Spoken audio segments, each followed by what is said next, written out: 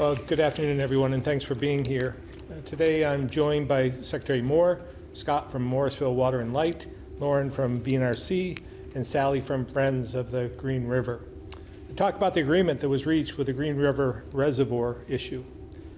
There's been a lot of back and forth between Morrisville Water and Light, the state, environmental groups, and other interested parties over the years about what we do with the Green River Dam.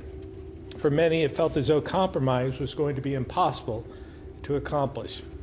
Over the 10 years of debate, which included many regulatory decisions and appeals, Scott Johnstone, who's here with us today, entered the discussion in 2022 when he took over as general manager of Morrisville Water and Light.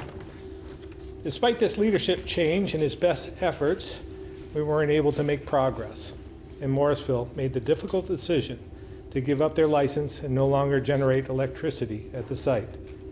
Fortunately, it didn't come to that, which would have had a significant impact on the residents and ratepayers of Lamoille County. Their solution, however, was to give ownership of the reservoir to the state, which we couldn't make work either. With millions of dollars in investments needed over the next several years, before adding in operating costs, it just wasn't feasible for the state to take it over, nor did we want to own another dam. And removing the dam altogether was estimated to cost about $16 million, which didn't make sense for a variety of reasons, because in the end, we would all lose. So I continue to believe if we put our heads together, we could find a solution that would work for everyone. And at the end of the day, we were able to accomplish just that. With the Agency of Natural Resources, Morrisville Water and Light, VNRC, Friends of the Green River, Trout Unlimited, American Whitewater, and others, all at the table, an agreement was reached, which means the Green River won't be decommissioned, and Secretary Moore will talk more about the details in a few minutes. This agreement shows what's possible when we do the hard work to find common ground. It's far from perfect, but it settles the operating issues that have been going on for over 15 years. So I want to thank everyone here today for their perseverance, and I'm hopeful this will serve as a model as we work through many other important issues this legislative session to make Vermont a better place for all of us. And with that, I'll turn it over to Secretary Moore. Thank you, Governor. Good afternoon. I'm pleased to be here to celebrate that ANR, Morrisville Water and Light, VNRC, the Vermont Council of Trout Unlimited, and American Whitewater have signed the settlement agreement the Governor just mentioned regarding the Morrisville Hydroelectric Project, which includes the Green River Reservoir facility. After more than 10 years of contested cases and litigation, which predates the Governor's and my involvement, as well as you heard Scott's, we have a path forward that allows us to make important environmental improvements and begin as soon as this summer. And will allow us also some time to continue to dig further into whether the Green River facility can be operated in a way that meets water quality standards and pencils out economically. The Green River Dam, for those of you who haven't had the pleasure of seeing it, is a concrete arch structure, and it's a big one. It's about 360 feet long and 105 feet tall, making it one of the largest dams in the state. Together with an earthen dike that's also present, it forms the 653-acre Green River Reservoir. This is a large and complex facility and is classified as a high-hazard dam, which means, were it to fail, it could result in catastrophic flooding that damages downstream homes and infrastructure. And while a recent ANR evaluation found the dam to be in very good condition, operating a facility as large and complex as Green River carries significant responsibilities. The reservoir, as the Governor also spoke to, the dam also forms a reservoir which comprises the water of Green River State Park. And ANR owns and operates about 5,500 acres and 19 miles of shoreline around that reservoir, which offers this amazing low-impact recreation experience: fishing, paddling, kayaking, and remote camping. It's a beloved Vermont treasure and one I've enjoyed virtually every summer since I moved to Vermont in 2004. So I want to just speak briefly to what the settlement accomplishes. First and immediately, it allows environmental improvements to begin. For years, litigation has stalled implementation of any improvements. Under this agreement, Morrisville Water and Light will begin phasing in the work, likely as soon as this summer, at the Morrisville and Cadiz Falls components of the Morrisville Hydroelectric Project. This includes increasing conservation flows and run-of-river operations that will restore more natural flow patterns and better support aquatic habitat. Next, the settlement addresses the Green River specifically. Morrisville Water and Light had planned to surrender their license, which raised significant questions about the future of the reservoir and the state park. Under this agreement, Morrisville will withdraw that decommissioning request and provide time to further examine the complex questions more carefully. And as part of that examination, between now and 2029, ANR will complete a public process to review our current requirements for managing reservoir drawdowns under the Vermont Water Quality Standards. I want to be upfront, as we have been with Morrisville, we are making no promises about the outcome of that process. Changes to our water quality standards are never simple and will require careful and deliberate analysis. This settlement, however, gives us the time we need to examine those questions thoroughly and collaboratively and with full public input. But if that examination changes the results, Morrisville would be able to work with us to amend its water quality requirements accordingly. And if we do not recommend changes, Morrisville retains the right under this settlement to pursue decommissioning or transfer of this facility to another entity. I want to close today by acknowledging someone who, without whom we would not be standing here today, but she was unable to join us, and that's Susan Bartlett. Susan persistently convened the parties over the past year, and her unwavering commitment to finding a path forward was instrumental to reaching this agreement. The Green River Reservoir is an incredible gem, and it's in no small part due to the work of Susan and her late husband, Bill, that they did to protect this special place for all Vermonters. I'd also be remiss if I didn't also remember Bill, who passed away in 2022. Bill was a lifelong champion of clean water and held the Green River dear, and Vermont is a better place for his tenacious good work. Thank you for your attention, and I will now turn it over to Scott Johnstone. Thank you, Governor. Thank you, Secretary Moore. I'm Scott Johnstone, the General Manager of Morrisville Water and Light, and today is a very good day. It's a very good day because we have a path forward. Is it perfect from anyone's eyes? Probably not. But what's important here is there is clarity about where we go from here. It means that the environment will be improved, the water flows will be improved, more renewable energy will be created locally, not just brought in from outside, and we know what to do next. It allows us to start thinking about our future. What's also important about it, at least from the Morrisville perspective, is it harkens back to our very origins. We were created in 1895, like many small utilities, to turn the lights on for the very first time in communities in Vermont, in this case Morrisville. And a dam was constructed, and a turbine was put in place, and there was light. And so to be able to retain that opportunity and be able to continue to generate electricity locally is so incredibly important to who we are and how we think and how we approach our jobs. So this is a good outcome that really enables so much in the future. I do want to note the importance of the role of the legislature as well here. One of the key things I think that enabled us all to find our way to more dialogue was the study that the state commissioned and actually funded twice. And Senator Westman, who's here, played a lead role in that, and the whole delegation did as well. That study, which turned up the result that Secretary Moore talked about the safety of the dam, which many questioned, was really important. And it looked at the economic viability, so it wasn't Morrisville saying that the economics wouldn't work on Green River. It came from the state itself. And those things, I think, laid the groundwork for the opportunity to move this thing forward. So many thanks to Senator Westman and all in the legislature for what you brought forward to us.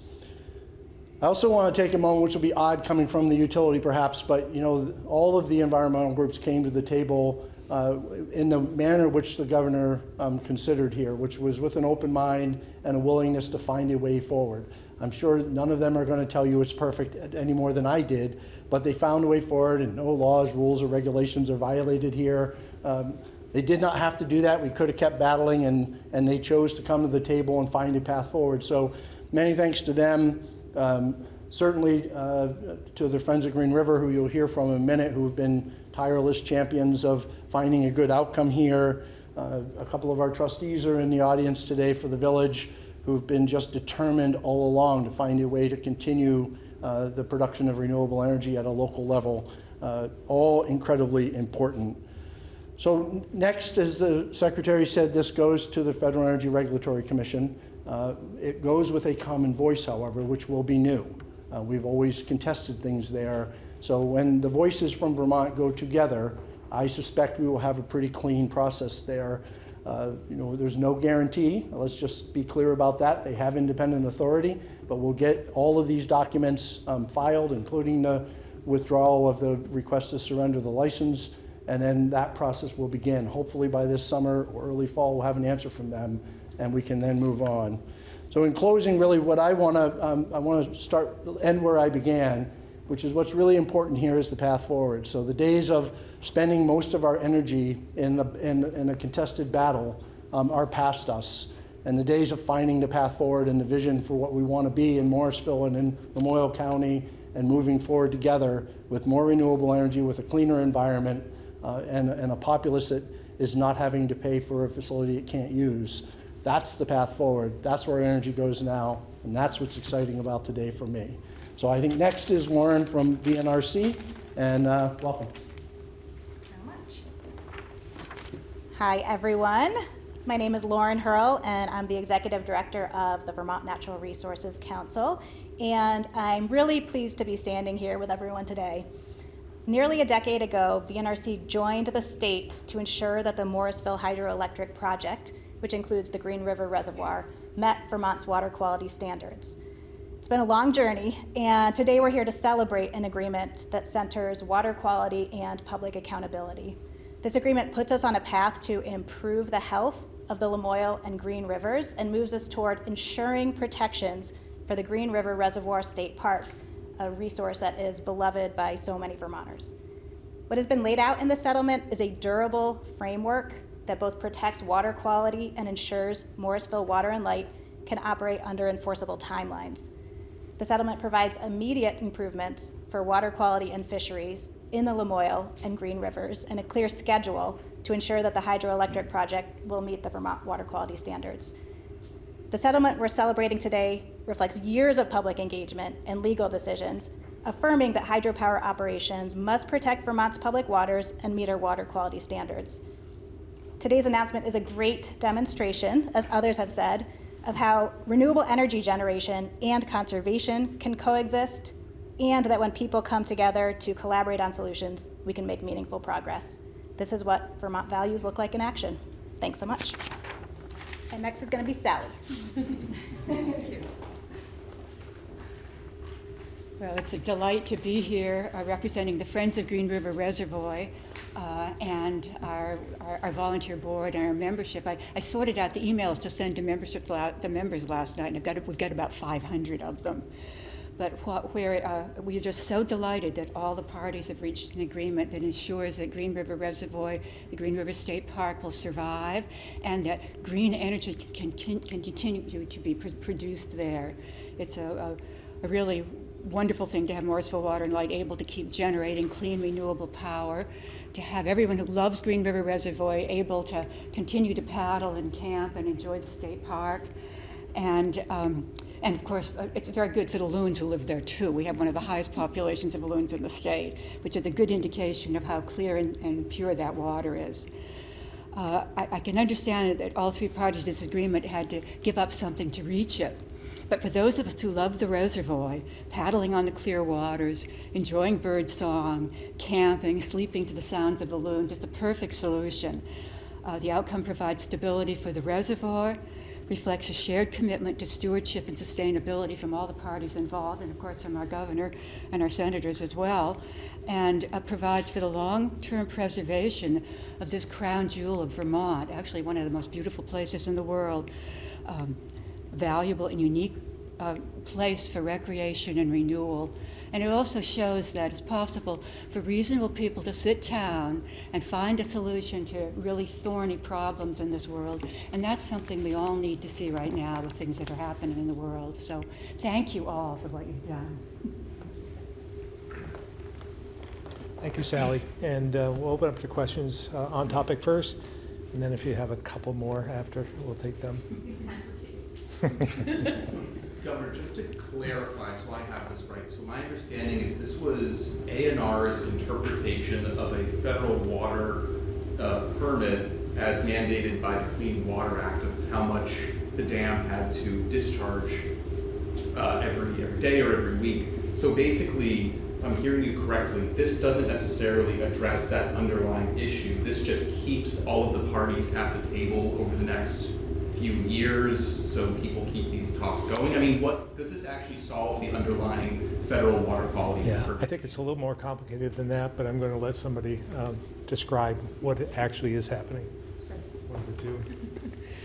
So you're correct, Calvin, in that we issue what's called a 401 certification, and that 401 certificate is something we work on under our authorities under the Federal Clean Water Act. It is the way we implement Vermont's water quality standards. Those standards are adopted by the state as opposed to the framework. That 401 certificate is a federally outlined process. So what we're committing to do is going into the Vermont water quality standards and taking another look. If there are sort of certain modifications to those standards that may make sense to allow us to achieve our water quality goals and support hydropower generation. And this gives time for that work to take place.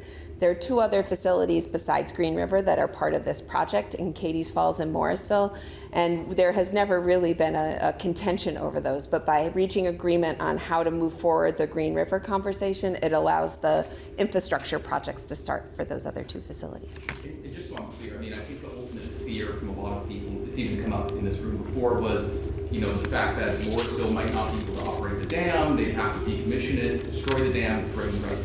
Just to be clear, is that off the table at this point? That is nothing we're talking about currently. Yeah. Thank you. I'm sorry, do we know, when was this settlement reached? I think it was just in the last week or two, correct? Last week. What does this mean for ratepayers in Morrisville? I think it represents stability for ratepayers. If we'd have lost the ability to generate here, we would have lost economic value in two ways. One is the generation itself. Hydroelectric generation is almost always cheaper than what you can buy on the market. More importantly, and this gets a little weedy and sorry for that, but it is generated in what's called behind the meter. So we use this power and ISO New England doesn't even know it exists. And all the charges that our ratepayers pay to move power around are based on how much power ISO New England thinks you use. So if we had to buy it from afar, all those other costs would have gone up too. So in two ways, it represents real economic stability for our ratepayers. Scott, if you could stay there for a second. One question I have is, what do you think the chances are that we're going to end up right back here 4 or 5 years from now having the same conversation because Vermont's environmental regulators concluded that sort of the water quality standards were appropriate? It's not impossible, but I actually, with the groundwork we've done working together, I am optimistic that we'll find solutions together. There's something to build on here, right? And again, nobody got everything thereafter, and so it's not that there wouldn't be disagreement, but we've learned how to talk with each other, I think, Morrisville and the other parties to this process. So, I've always been, for any of you who know me through my many lives in public service, I've always been a glass half full kind of guy, and so at this point in time, I'm looking at the way forward, and disagreements are like, let's just not worry about that anymore from my perspective. We'll deal with it if it comes. Are you still optimistic that some kind of new, maybe smaller microturbines or something could be installed at the dam, and that would sort of be something that would be a easier footprint on the environment? Yeah, that's actually one of the things that's called out in the settlement agreement is an acknowledgement. They were inferred in the original water quality permit that there was an opportunity to have bypass flows go through microturbines. And now there's other permits to get. This is not the end all be all, but there's an acknowledgement that that's what we're intending and that's what the 401 intended. Still got to get permits to build them and do all that sort of stuff, come up with the millions of dollars to pay for them. But they'll make a whole lot of sense. When I said earlier that we should be able to generate more renewable energy tomorrow than today, that's what I was referring to. No, I thought the report that the legislature did found that the microturbine idea was infeasible. I don't believe it found it infeasible. I think it found that in and of itself, it wouldn't change the economics just at Green River. is what my memory is. That might be right. Yep, yep, Okay, yep. Vermont Public?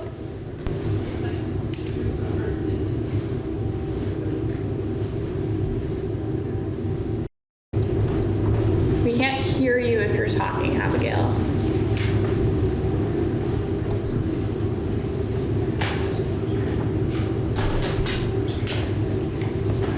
All right, we'll come back to you. Tim, Vermont Biz. I'm just wondering, Governor, there's many of these small hydro facilities around the state. Does that, the Secretary Moore suggested it wouldn't impact the Cadiz Falls and Morrisville one, but there's many around the state. Does this agreement lead to a path forward for these other perhaps contested dams?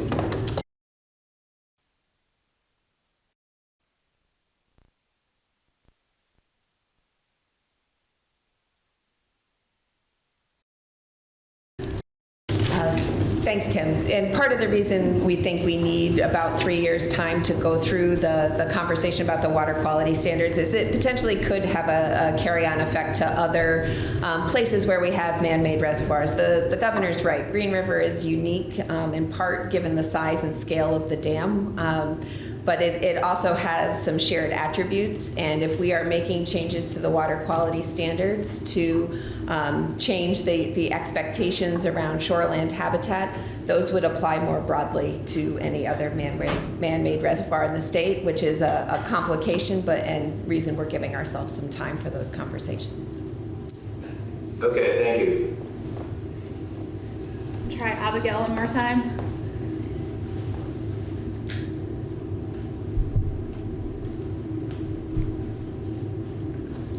We still can't hear you, so we'll come back to you, or I can follow up with you offline. Lauren, to what extent is this, That was it. oh, there we go. Do you see it? Yep. Do you want me to read it, Julie? No, should I read it out though for people who can't see it? I think that'd be good. Okay. So the question is if I can give any examples of the sorts of changes Vermont could make to its water quality standards to make hydro projects like this one more economically feasible. Wondering how much wiggle room we have with the federal regulations. So really the single most significant constraint, I think, within our existing water quality standards framework is around what we would call littoral habitat. So that's that shoreline wetted edge of the reservoir, and the water rises up and down as a dam is operated.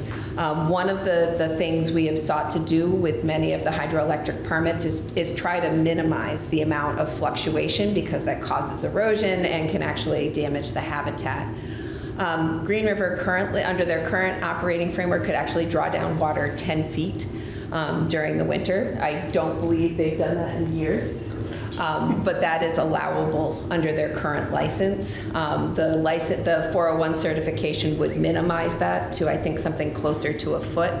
And so the question is really about, could we expand that allowable range of fluctuation modestly in a way that allows them to generate slightly more power, which then changes the economics of the overall conversation. Hopefully, Abigail, that answered your question. Also happy to follow up with you offline if you have follow-up. And do I understand correctly that FERC needs to sign off on all of this? FERC needs to sign off on a lot of different components of this, up to and including we will be submitting the study that Scott spoke to, this dam safety study, to them to meet some of the obligations. We have submitted a copy of the MOU to them for their consideration. They ultimately have a number of different places they have to take action, but by having a shared approach, it dramatically increases, hopefully, the likelihood they'll say yes, and that they will say yes relatively quickly. Do you have a sense of what that timeline could be? Maybe it's hard to say. I would defer to Scott on that. All things FERC, I would say it's mostly unknown. I think as the parties have discussed it, we've posited that if we all go together, that perhaps something by this late summer, early fall could be possible with them.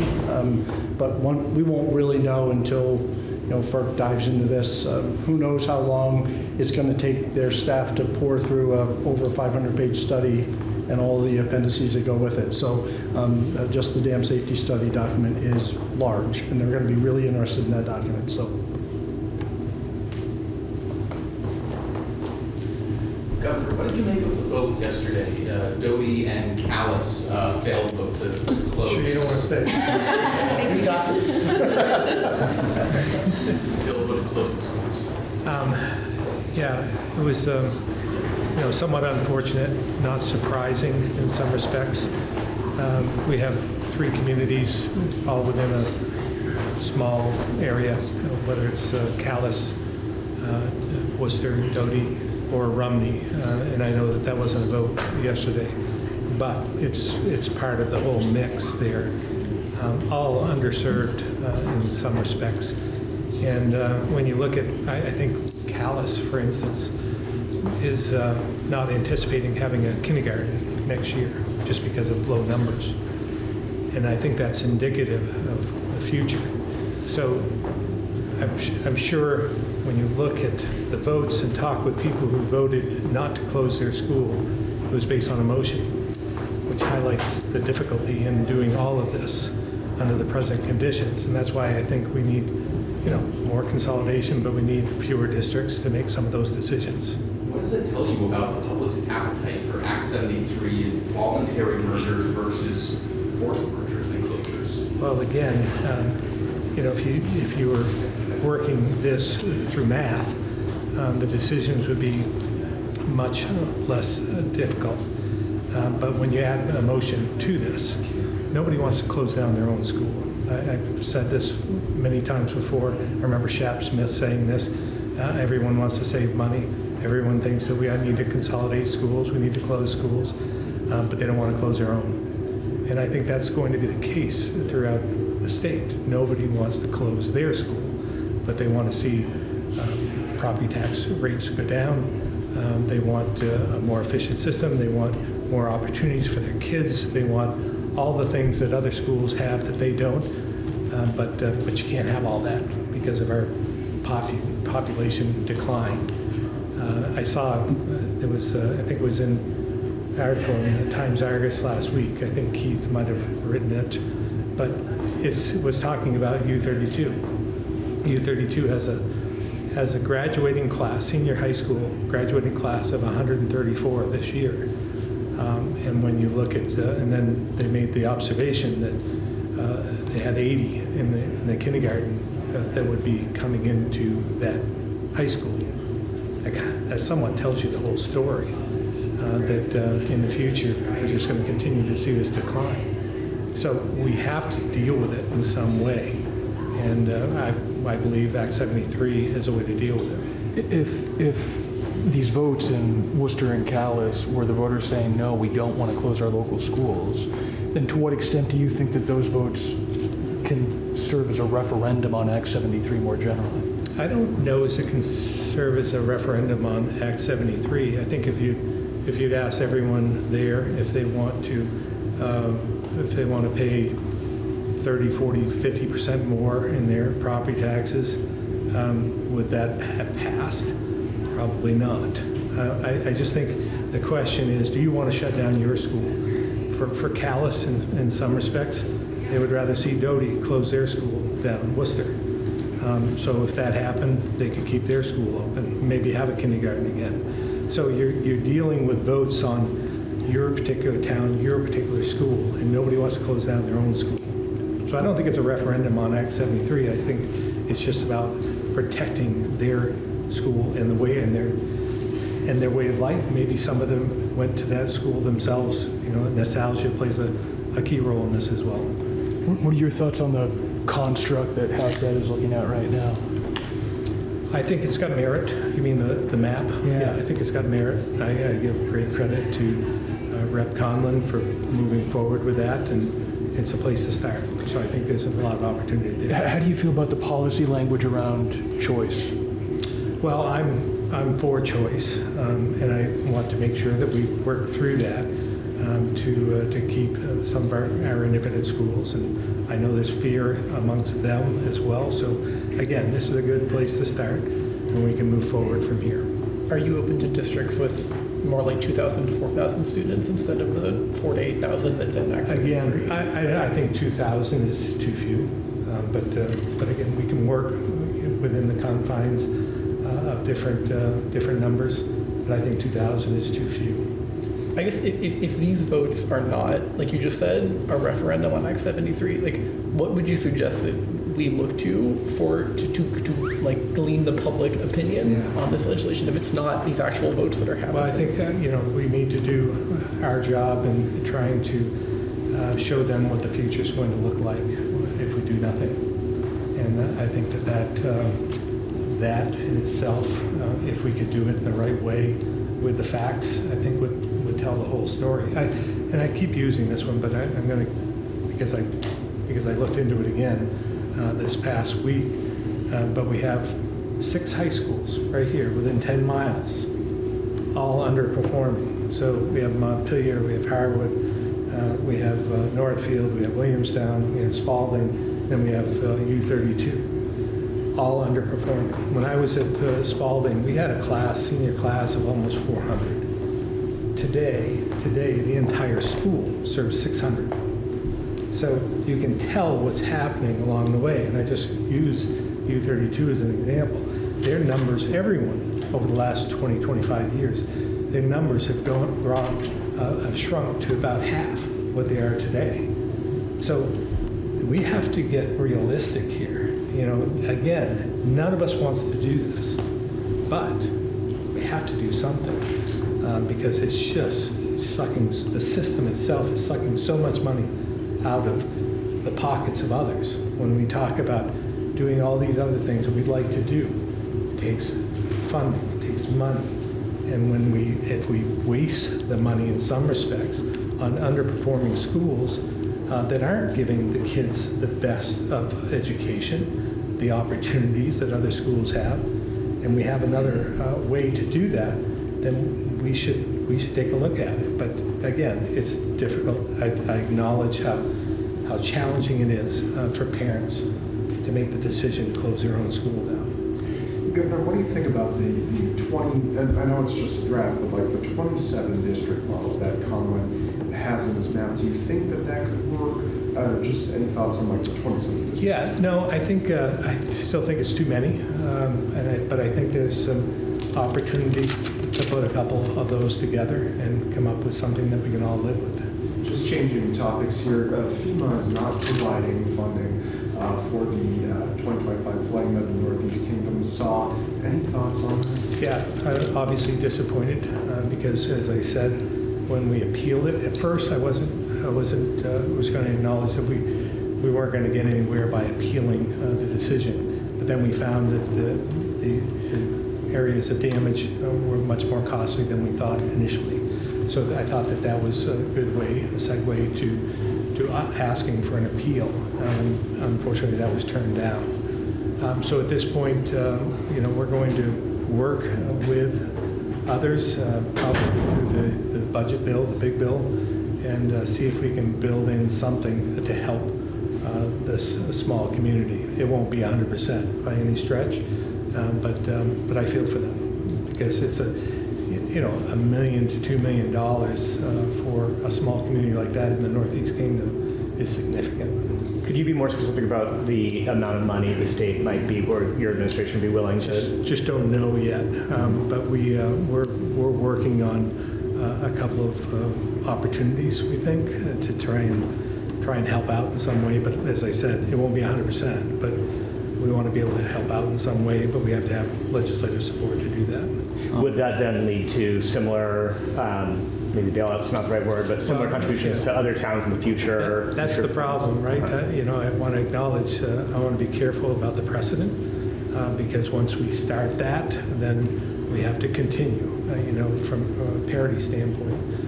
So I think in this instance, because they really did qualify, and it's unfortunate with the change of administration, I think that they're looking at things differently than the previous administration. So they had communities near them that received funding for the flood before, but they didn't get it for this one. So I think this is a special snowflake in some respects, and we want to do everything we can to help out, but it won't be, again, 100%. And bouncing off of that, oh, sorry. Well, no, it's the same topic? Yes, Okay. yeah. You may have answered this before, but I'm just wondering if that concerns you more for the next flood, that there might be a similar FEMA denial. Well, yeah, floods are going to continue. We've seen them over the last, like 20, 25 years in this building. We've seen a number of floods at different times of the year, whether it's ice damage here in Montpelier, ice flooding, and the significant flooding events with Irene and two others. So this is going to continue. So we have to, that's why mitigation is so important. I'm going to ask Doug to weigh in here as well. But why mitigation is so important to try and protect the infrastructure that we have so that we don't run into this as much. It won't be as egregious and devastating to communities. So I'll ask Doug to weigh in, and then I'll ask Sarah to come up and add in anything. Absolutely, thank you, Governor. Douglas Farm, Chief Recovery Officer.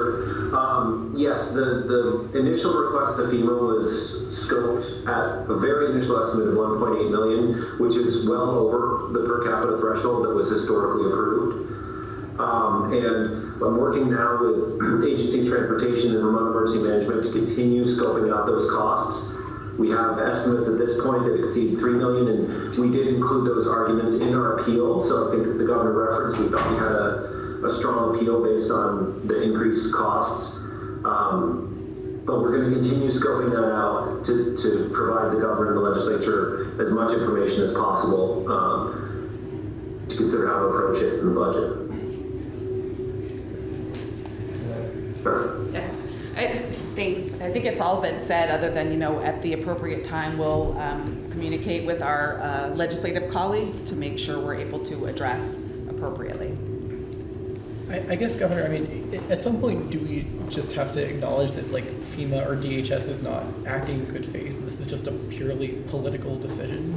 Yeah. And whether we meet the threshold or not, it doesn't matter, because Vermont's a big state. Yeah, again, I was suspicious of whether it's political or not, but I was looking actually at other states, one other state in particular that was turned down, that was Montana. So I don't think they get any more red than Montana, So that kind of threw cold water on my argument that this was all political. So maybe it's just a different approach, maybe a different filter that they're putting on. They clearly have said that they want to spend less money for FEMA. I think that's pretty obvious.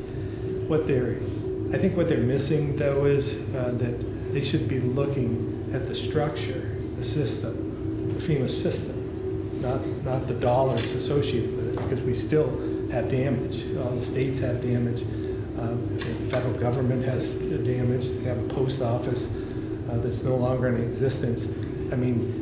We'll need money for FEMA projects that would fall under FEMA. But they seem to be just looking at, we're just going to cut money from the program. That's not going to fix the system. That's much like our education system. On another topic, unless people have follow-ups on there, some of my colleagues here have reported that the Vermont Air National Guard has been redeployed in part to the Middle East, perhaps to take part in a forthcoming action in Iran. Can you tell us what you know about the Guard's whereabouts, and also whether you would be supportive of their use in a potential strike on Iran? Yeah. I don't know much more than you do. We're at the same source, maybe you did, but I have not received any information officially because it's out of Title 10. It's out of our purview, my purview. So how about unofficially? Unofficially, again, I'm just going by what I read. It appears that they may be going to Middle East, but I don't know that for sure. But it sure looks that way. I wouldn't be surprised if we learned that. And sorry, the second question, which I then interrupted you while trying to answer, was about whether you'd be supportive of an action in Iran by members of the Vermont Guard. Certainly, I mean, that is, again, the prerogative of the president. I would hate to see us involved in another war of any sort. So I would hope that this is just maybe saber rattling and building up forces, if that's what it is, into the Middle East to force negotiation. Are there circumstances under which you would want the leader of the Guard to reject, to not comply with the Title X order? I don't know if they could do that unless it was unlawful. So I'm not sure under what conditions the TAG would say no. Well, I mean, it's pretty broad powers of the president, I think. Have you endorsed a candidate in the Adjutant General election that's coming up? I think they're both great candidates, but I think either would be great for the Guard. What do you think leadership needs to be most prepared to deal with going into that role? Everything. Obviously, I mean, you know, I would think the TAG could probably tell you better about his day, but we rely on the Guard a lot here. We have in the last number of extreme weather conditions, flooding and so forth, pandemic. So it's been extremely helpful to us as a state.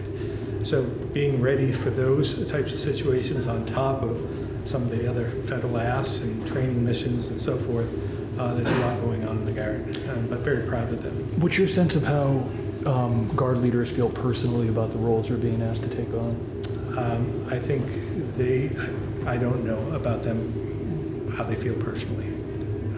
I let them speak for themselves, but they haven't conveyed anything different. They're military, they do their job. Do you support the current system for selecting an adjutant general, which of course is unique in the country? No, I don't support this system. What system You want to be able to do this? You want to be in charge? Yeah, in some respects. I think that I think it should be a judicial nominating type approach. We do that with judges.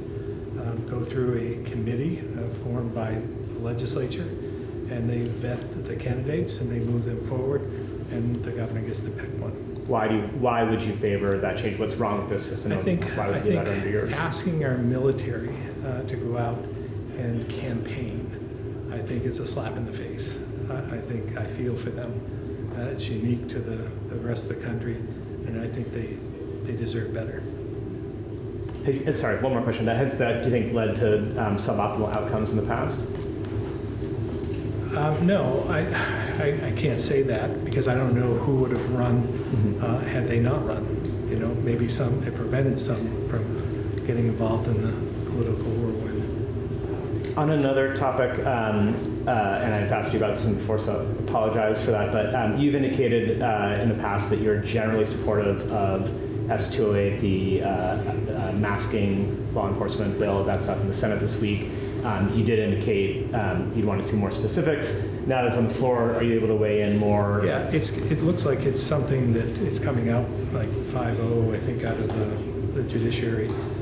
It looks like something that we can accept and work with. So I'm more supportive. Again, I don't know all the finer details, but I've learned more over time. So it looks like something we'll be able to support. So you expect you would sign that if it comes? Well, we'll see. You know, it's an S bill, so it's coming out of the Senate. It's got to go to the House, and then who knows what happens. So I'd hate to. I'm not going to say that I would, broadly support it because I don't know what it's going to look like. So I'll let you know when it's all done whether I would sign it or not. We'd appreciate knowing that. The other one up is S209, which you I think last time you discussed it, you were perhaps more hesitant or at least less explicitly supportive. This is the one that would prohibit civil immigration enforcement in certain facilities around the state. Yeah, I mean, they narrowed it. It looks like something that, again, we could live with. I'm surprised they didn't marry the two up together. Maybe they want two bites of the apple, so to speak. But I think they've narrowed it right now to maybe 3 types of facilities. I may have that wrong.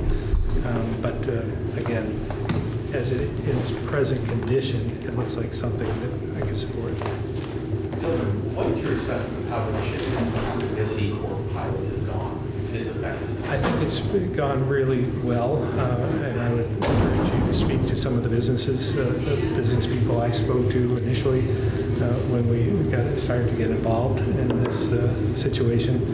But I've been pleasantly surprised. But I think it's, again, I think it's been successful because of the people we put into place, with everyone having the right attitude, and whether that's, I think Zach Waite did a wonderful job as a prosecutor. Judge Maley came around, and interesting to talk with him about his progression through this. He was a little skeptical in the beginning, but he saw the merits in doing this program in the end, and very supportive.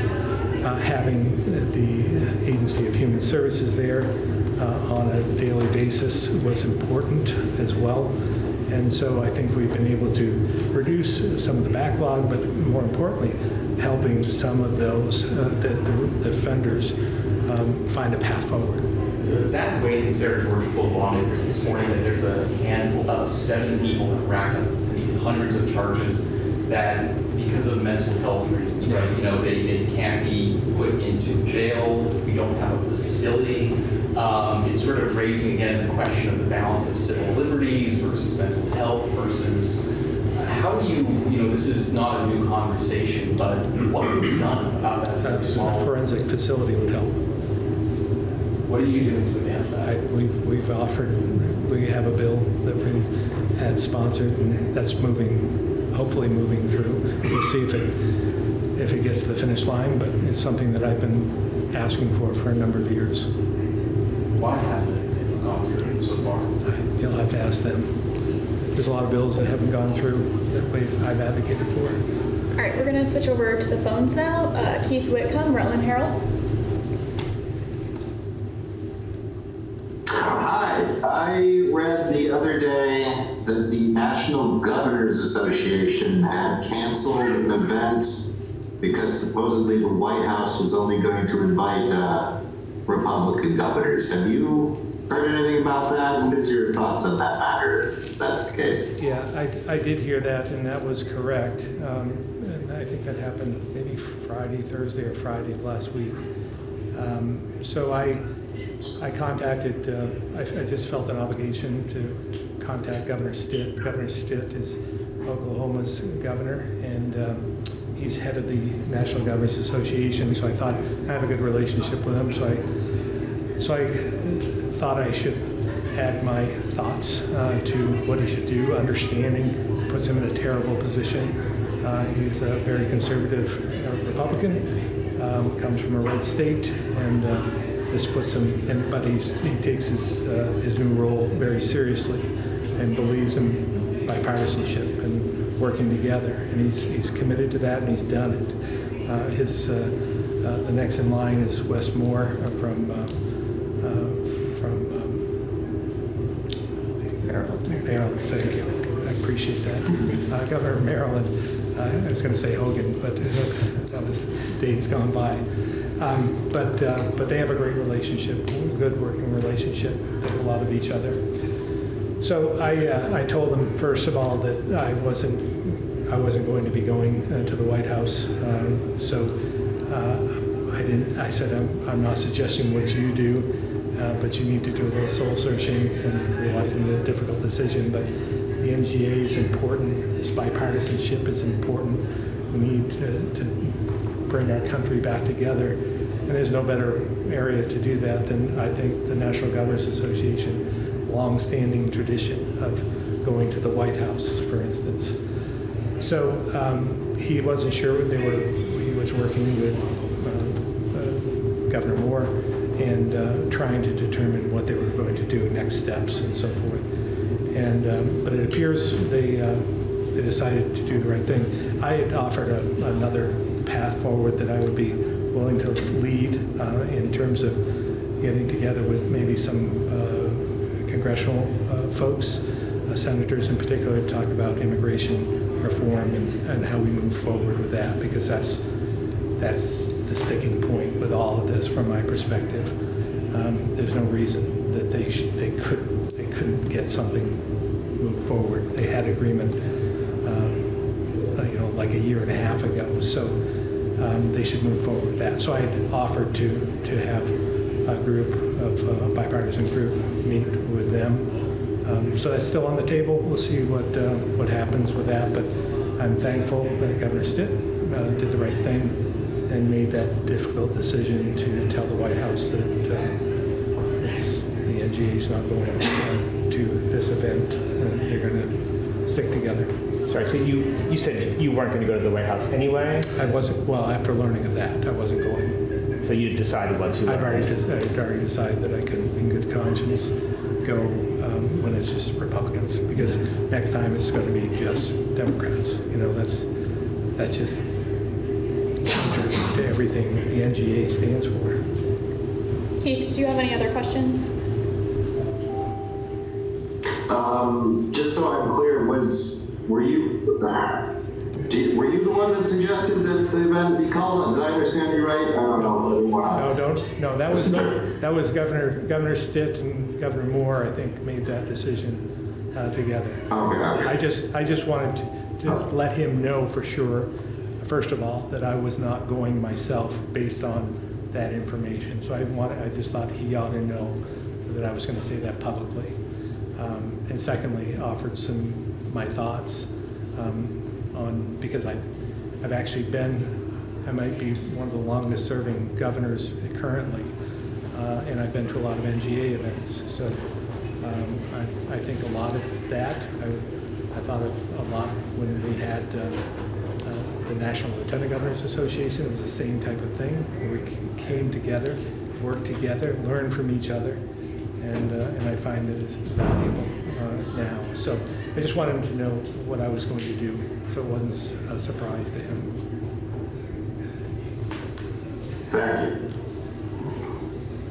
All right, we have time for one more question. Yes, one more from you, Governor. I understand part of your administration is looking at changing 3 Squares benefits to disclude foods deemed as unhealthy or junk. Do you have a comment on that? Thoughts on that, where that stands? Yeah, I mean, I think we want the best food available, and I don't think it's asking too much to not allow certain foods and drinks to be part of 3 Squares. Do you have any comment on the sale of Smuggler's Notch announced today? I didn't know about it. Good. Well, thank you. Happened. Late breaking. Sean, did you have another question? Just lastly, I know you had a statement this week about the BEAD award to Vermont for broadband funding. I'm just curious, more specifically, what you thought about the modifications that the Trump administration made to Vermont's application. Do you think they were reasonable? Yes. Yeah. I think they wanted some accountability. So they weren't going to fund it, and so I talked to them directly and talked to them about the Northeast Kingdom and all the issues that why broadband was important to that region of the state. And so they listened and moved forward and had some suggestions, and I don't think they're asking too much. I think accountability is something that we should all be asking for. Governor, just to jump off of that, broadband helps to allow for cellular in some of these really rural communities. I know that lawmakers are talking about cell towers right now, and cell towers are kind of controversial for some folks in some communities. Do you have a take on kind of these? Well, I can only say I think we get a lot of complaints about the lack of cell service in the state. We've put forward initiatives in the past to encourage more cell towers and so forth, but it wasn't accepted by the legislature. So I think what you're leading to is the 248 permit, and I'm in favor of extending that. All right, I know we have more questions, but the governor does have a 1 o'clock meeting, so. Thank you all very much.